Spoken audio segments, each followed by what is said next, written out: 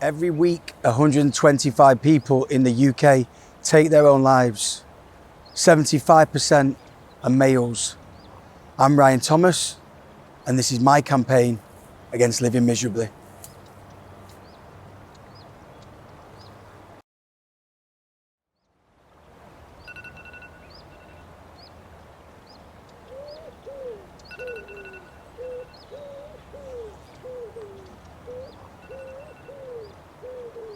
Are you excited about Daddy doing a marathon a day, 10 days?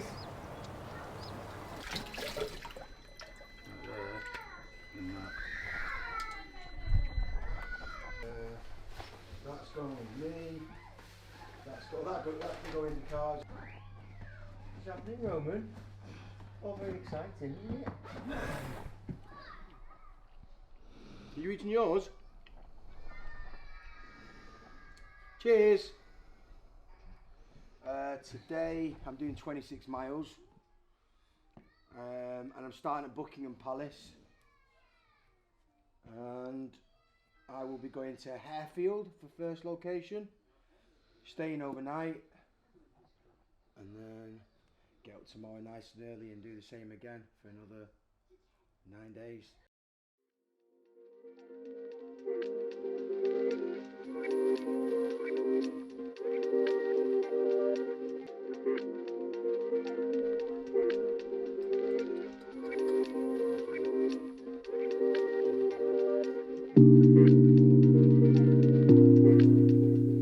I think for all of us, lockdown's been so hard.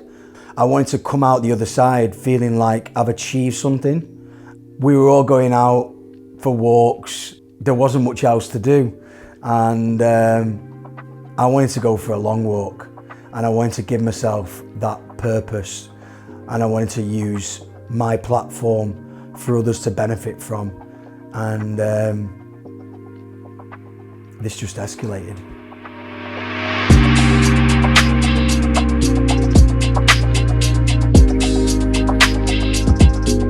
Yes, Adam! Yes, mate, how you feeling? Feeling good, the sun has just come out. I'm heading towards Buckingham Palace. If anyone can do it, bro, it's you, man. You're gonna do unbelievable, not just for yourself, mate, but for everyone else. And that's why you're doing it, don't forget that. About to turn into Buckingham Palace, where it all starts.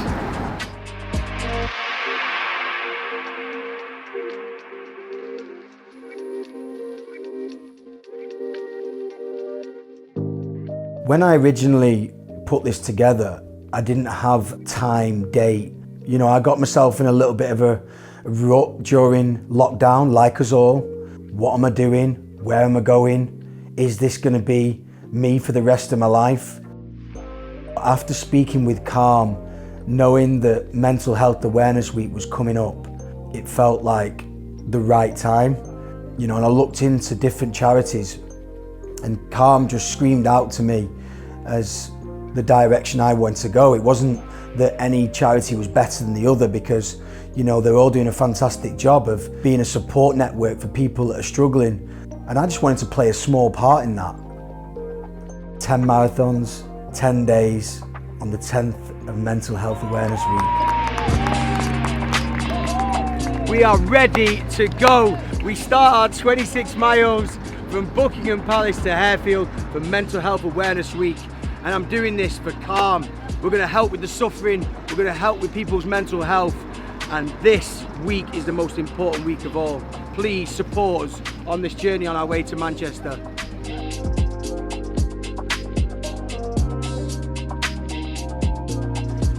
So we finally stepped onto the canal all the way to Manchester.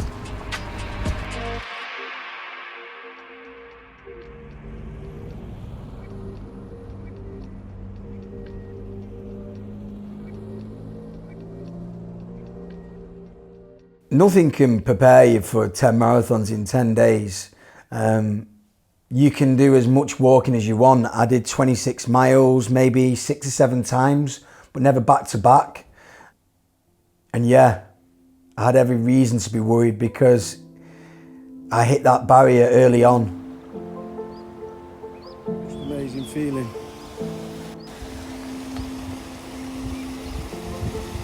Home. Home. I did it. Day one. He's made it. 26 miles done. One down. 9 to go. How you feeling? 9 to go, mate. 9 to go. I underestimated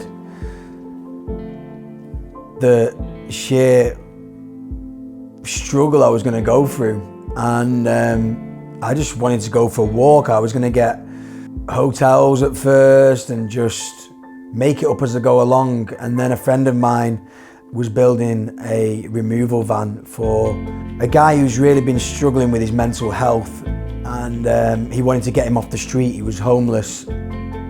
So before giving him this removal van / living accommodation, he said I could take it. And then I was like, well, I can't drive the van and do the walk. So then I rang Chris and said, do you want a holiday, mate? We're going to be on the canals, you can bring your book. Bring your bike, and like all I need you to do really is just drive the location wagon. You'll stay with me, and then in the evening when I get back, we can chill and have a chat and some food, maybe have a barbecue and stuff like that. And I was like, yeah, sounds great. Up and down the canals. I said, I'll do some of the walk with you. You know, it all sounded really fun. I sold it well to him. He sold it to me as if it was going to be a holiday, and I was like, sounds good to me. It was not that at all. I think the first point I realised that this was going to be a really serious undertaking was when I first got to him. He rang me on the way and he was like, can you pick me up some paracetamol and some painkillers? And I was like, oh, already? Like, this is like the first day of the whole thing. The second day came, and the second day was even worse than the first day, like tenfold. So at one point I was sat having some food and I'd sorted the van out. We were at the next location, and he called me, and I'll never forget the call. He rang me and I was like, hi mate, how's it going? Everything all right? Keep moving, all this. And he just wasn't saying anything. It was literally like just groaning. So I got to him and I was filming it, and I remember thinking like, I don't know if I should be filming this. It's not going to be the most glamorous video, this. Found him hobbling down the canal, grunting. But do you know what? He's not doing this for himself. He's doing this to raise awareness for everyone else who is struggling. What a guy. What a guy. Then that flipped a switch in me, and I was like, I'm going to make it my mission to get him to that finish line. It really showed me what friends are all about, and it really showed me how important friends are. Not that I didn't know before, but it really made me feel proud that I have solid friends that would go that extra mile for you. I don't think anyone else could have taken on that job the way Chris did. That really made a difference to my journey. I couldn't have done it without him, if I'm honest. Lean on me when you're not strong. I'll be your friend. Go on, the guy. It's really tough seeing this, you know. Like, it's not tough for me at all, but seeing him like this is hard. Day 2. See, he's just stepped it up a level, started pumping the arms. There he is. One foot in front of the other, mate. I'm proud of you.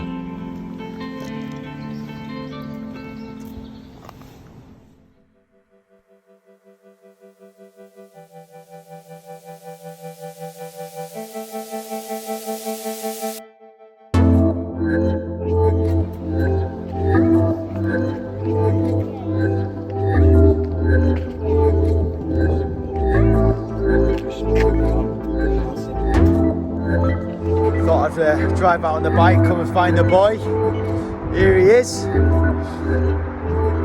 He's struggling a little bit, legs are hurting, but he's getting it done. I know we're all massively proud of him.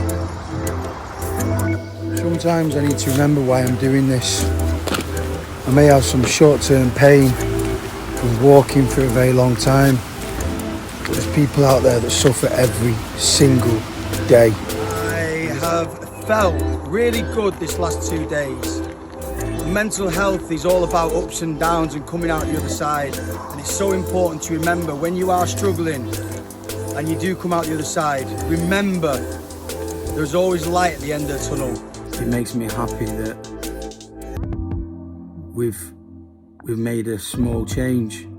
You know, we're bringing awareness, and I can't wait to get to Manchester and celebrate that. And I love you all for coming out and supporting it. It is the best feeling in the world. Probably the best feeling I've ever had in my life. So I thank you for that, and I'll see you all tomorrow on them canals. I love you all. So for a long period of time, I was in Hollyoaks and you was in Coronation Street. I was in the better one, yeah. Debatable. But we crossed paths quite a lot through like charity football matches. Yeah, you were so annoying though, Chris. Yeah, man. he didn't like me. You know them. You know where you stick your finger in your mouth and you put it in someone's ear. They call it a wet willy. He did that to me on the coach, and I just didn't find it amusing. Not at all. It didn't go. I was like, "Nah, you're not for me." Yeah, it didn't go down well, that. And then years later, you got the part on Corrie. It did. And I did the screen test with you. Yeah. And yeah, then somehow you ended up coming living with Well, me. you said to me, he's like, right, so I've started in Coronation Street and I didn't really know anybody there, and I knew Ryan and his brothers and they were in Manchester. So I remember Ryan said to me, once I told him I got the part, he was like, oh, come and live with me. And I think it's the worst decision he's ever made. Yeah. Yeah, we were in Corrie for, how long were we in Corrie together for? A couple of years? 3 years. 3 years, 3 years. Yeah, during that time at Corrie, Chris, I like to call him Fountain, is very into music. He's an all-rounder, we call him. He can play the drums. Good. He's a great actor. He can sing. Well, thanks, mate. And he went to a studio and was just playing this character. And as we grow up as kids, we watch our, idols like your Snoop Dogg's or your Eminems. And Chris was just playing a character and saying things that he was, lo and behold, to be judged on later on down the line. Yeah, I mean, listen, from my point of view, like, it wasn't anything premeditated. It was freestyle, so it was literally saying things that rhymed, and what I said was, looking back on it, just like stupid youth or what I'd heard in other things, but kind of that whole part of my life was just a bit of a disaster, really. It was a bit of just a wreck.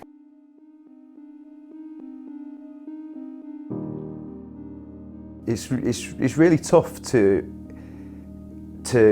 be a busy person and to have goals and aims and all these things and then just have that just stopped. I'd lost like a bit of purpose. Like, I've been an actor since I left my GCSE year of high school, and that's all I've done. So to have such a prolonged period of time out of work and not doing much, it's tough, and it sits with me like a lot. And I think mental health for me, I've been in some pretty tough places in my own head, and fortunately I've kind of come out of the other side to a degree, but in my opinion, I don't think depression and anxiety and stuff like that, I don't think it ever really leaves you. You become better at coping with it and making things a bit easier to deal with. And even though at some points during this journey, I was more stressed and more busy than I think I've ever been, even with acting, and I've been in like some long storylines and worked incredibly hard. I was only concentrating on one thing. I was only concentrating on remembering my lines, hitting my marks, getting my character right. But in this, even at the most stressful times, it gave me a purpose. It gave me something to concentrate on. It gave me something to be occupied with, to be working at, like arranging this, arranging that, making things happen, making sure things were in the right place at the right time. And it was just really nice to have something to do. Tick off, famous star. We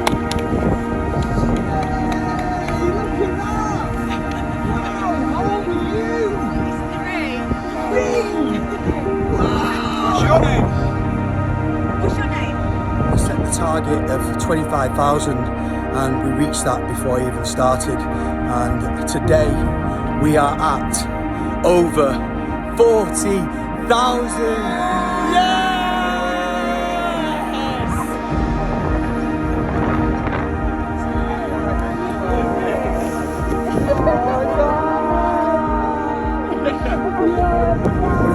Mental Health Awareness Week and people are suffering and I'm getting a little taste of what they're going through, and that's my motivation. I want people just to be kind to each other. I want people to check in with their friends, their family, and this is why I want to team up with Calm, because they do an incredible job of being that support for people who need it most.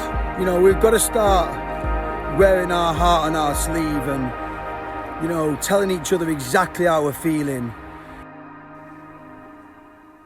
I wanted to use my social media to share an honest and open journey of, you know, my walk from London to Manchester. But I also wanted to let people know that it's okay not to be okay all the time. I asked my mum how she was feeling. She told a true story of what she'd been through. Just going down and down and down further into a deep hole. My mental health, my head was full of deep thoughts, self-loathe, thinking about all my demons and what I could do. I couldn't do anything because I couldn't do anything for myself. So I just decided, 65, thought no, it's not too late. I ain't going down the path anymore. And I turned myself round. There was no camera crew there. There was no playing up to anything. It was just me and my mum having an open and honest conversation. I go into a social scene now and I actually look at people and interact with people, and it's just a whole new ball game of actually starting a whole new being of being somebody else other than that person that suffered with all that anxiety. It's like the pleasure I get from life now is I wouldn't change it for the world. It's just amazing to watch her glow and her smile and see a change in somebody. It's just an incredible achievement.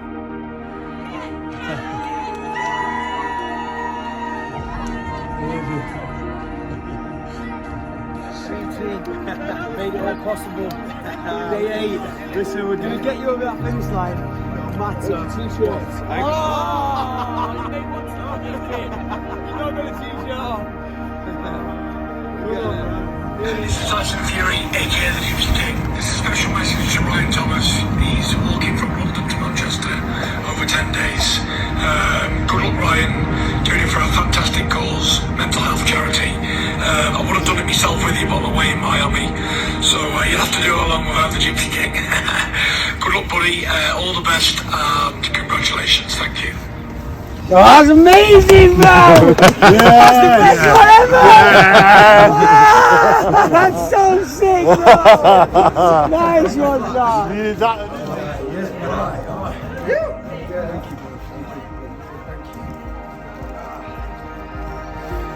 Warren is real out here.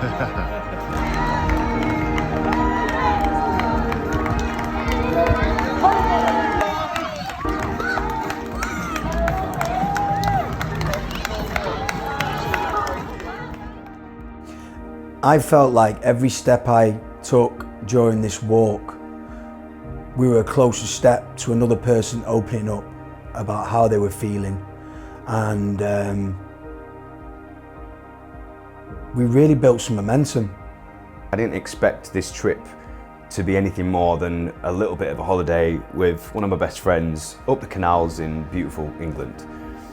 And it just became so much more than that. Not only were we raising money and we were bringing awareness, but we were getting messages daily about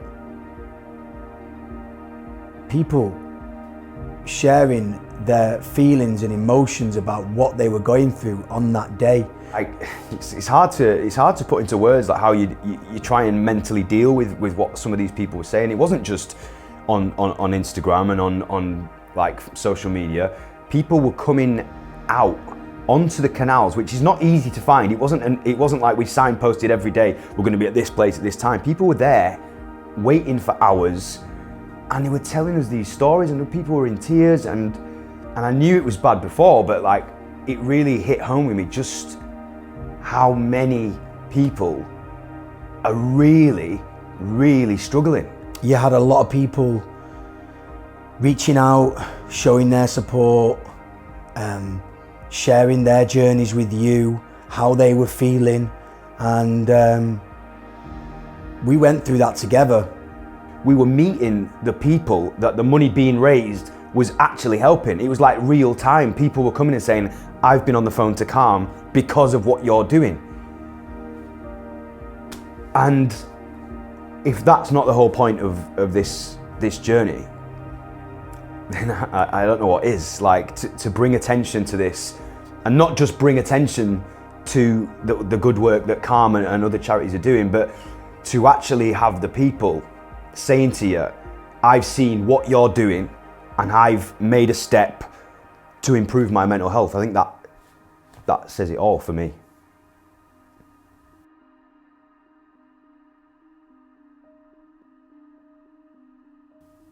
The 9th night, knowing it was our last night in our home on wheels, was quite emotional for me and Chris. I don't know, I can't describe that feeling, but it was an overwhelming feeling of achievement, but also there was a real sadness that it was coming to an end. And we went to bed, top and tailed, because Chris didn't want to sleep at my side of the bed. 6:30 in the morning, alarm goes off, the shutter comes up, and there they were, our best friends.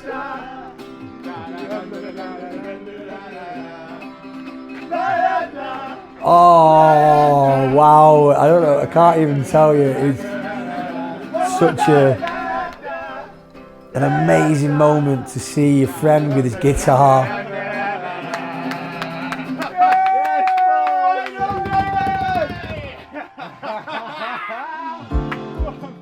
I can't describe that feeling of getting to that last day and having family and friends come out, and all the support from people along the way, and the banners, the billboards. A feeling that I can't describe. Never in a million years did I expect to get that sort of welcome home. Just shows you how amazing Manchester is, and how proud I am to come from that place. Tell the world we're coming home. Let's have it, Manchester!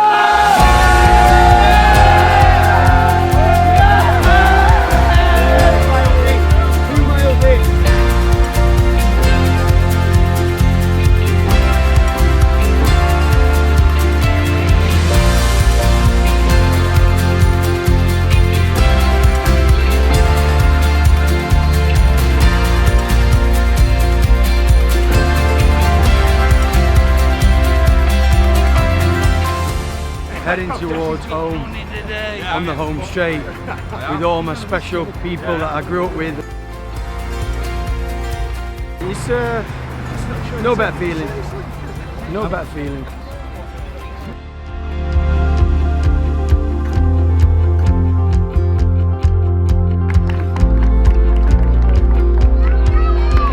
Rain, it's so good to hear your voice.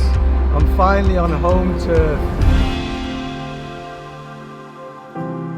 Just promoting mental health and, you know, what people are going through every day has been an incredible feeling, and I'm so proud of myself and everyone that's come on the journey with me. And yeah, it's been great to be part of the movement, it really has. It's really good, and as we said, helping such an important cause.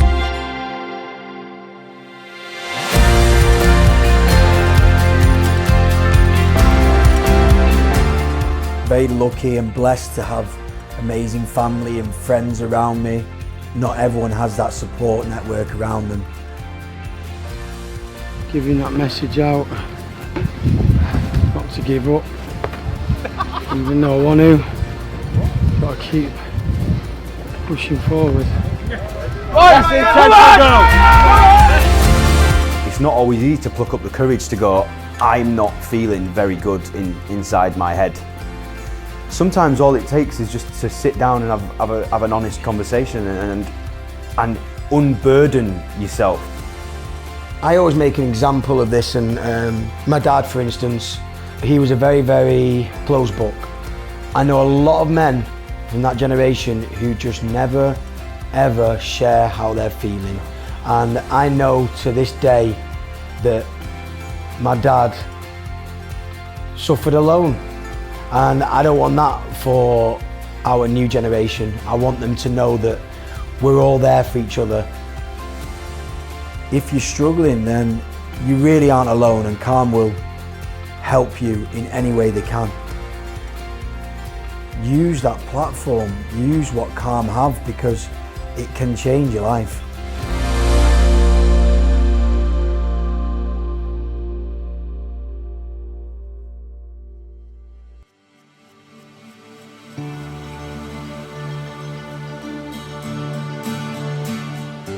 And he's off.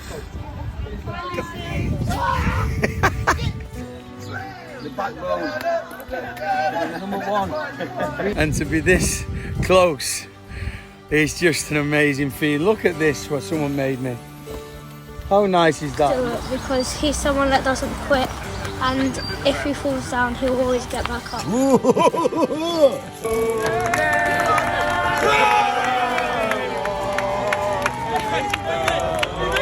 If we try, just the two of us, you and I.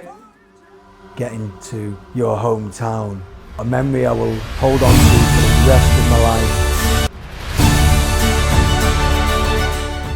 The fact that doing this has brought attention to ways that you can help yourself, or ways that you can help someone who you know is struggling. The fact that we've managed to raise money for and draw massive attention to that, I'm really very, very proud. To achieve what we achieved, to raise the money we raised, you know, I've done some amazing things in my time, but nothing will compare to that 10 days, ever.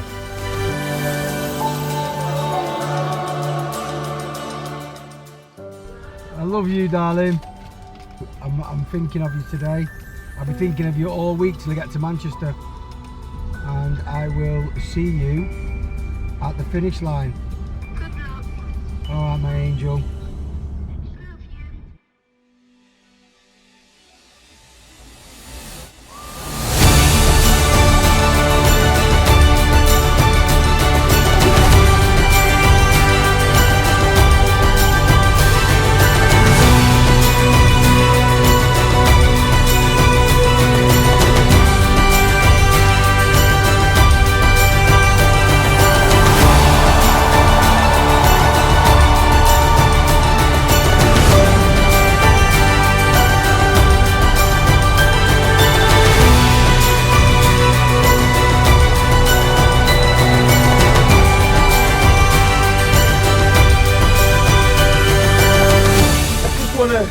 Say this isn't about walking from London to Manchester, it's a lot more than that.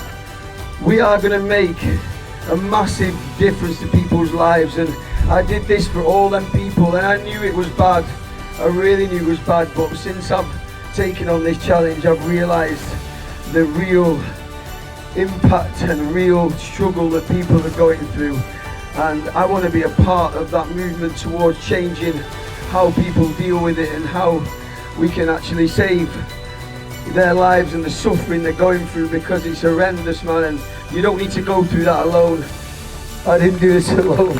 My friend, who has had the toughest 7 years of his life, and this is his second chance, and he's suffering his own mental health, and I'm glad that I can use my platform to give this man what he deserves, because he is the kindest and most generous and giving man I have ever met in my life.